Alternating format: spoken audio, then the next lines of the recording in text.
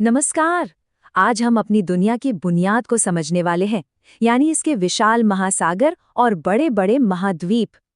जरा सोचिए, अगर हम अपनी पृथ्वी को बहुत दूर से अंतरिक्ष से देखें तो एक ही रंग है जो सबसे ज्यादा नजर आता है, और वो है नीला। महान लेखक जूल्स वर्न ने लगभग 150 साल पहले ही इस एहसास को शब्दों में पिरो दिया था। उन्होंने महासागर को जीवित अनंत यानी या लिविंग इन्फिनिट कहा था। क्या खूब कहा है। तो आइए जरा गहराई में उतरते हैं और समझते हैं कि जो अंतरिक्ष यात्री सबसे पहले गए थे, उन्होंने हमारी पृथ्वी को प्यार से नीला ग्रह या द ब्लू प्लैनेट नाम क्यों दिया। वजह बिल्कुल सीधी है। हमारी पृथ्वी की सतह का लगभग 3/4 हिस्सा पानी से ढका हुआ है। जी हाँ, 3/4। तो ये जो नीला समंदर जैसा फैला हुआ दिखता है, ये है महासागर। और जो जमीन के भूरे हरे टुकड़े दिखते हैं, वो है महाद्वीप। लेकिन क्या हो अगर हम ये कहें कि ये सारे महासागर असल में अलग हैं ही नहीं, बल्कि ये पानी का एक ही विशाल आपस में जुड़ा हुआ समंदर है।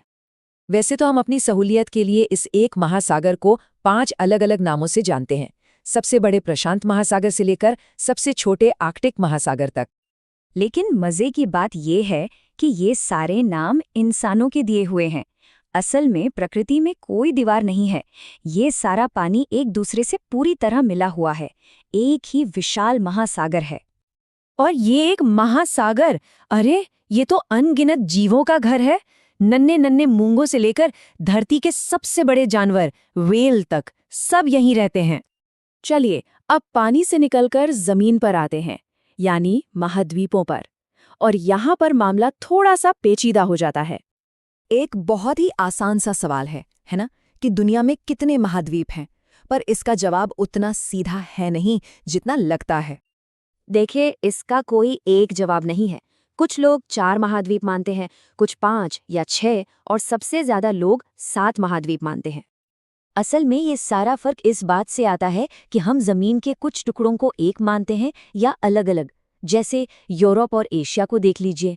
भौगोलिक रूप से तो ये एक ही जमीन का टुकड़ा है, लेकिन इतिहास और संस्कृति ने इन्हें 2 अलग महाद्वीप बना दिया है। खैर, कामकाज और पढ़ाई लिखाई के लिए दुनिया भर में ज्यादातर 7 महाद्वीप वाला मॉडल ही माना जाता है और इस्तेमाल होता है।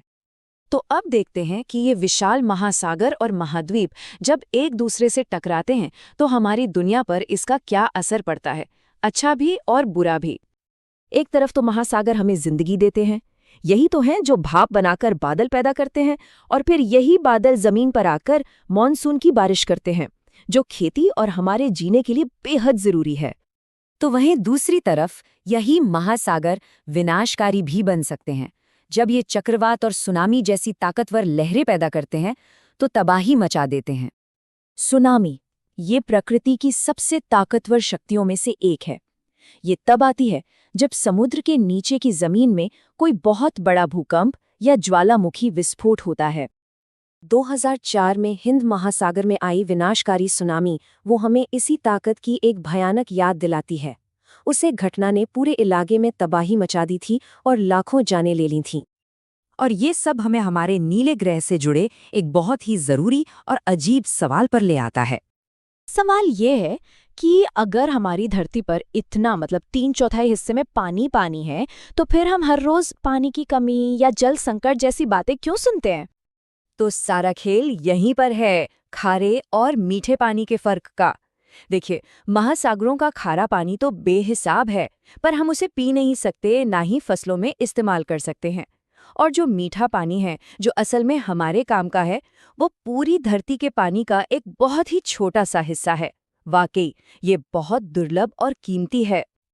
तो अंत में एक सवाल हमारे सामने खड़ा होता है।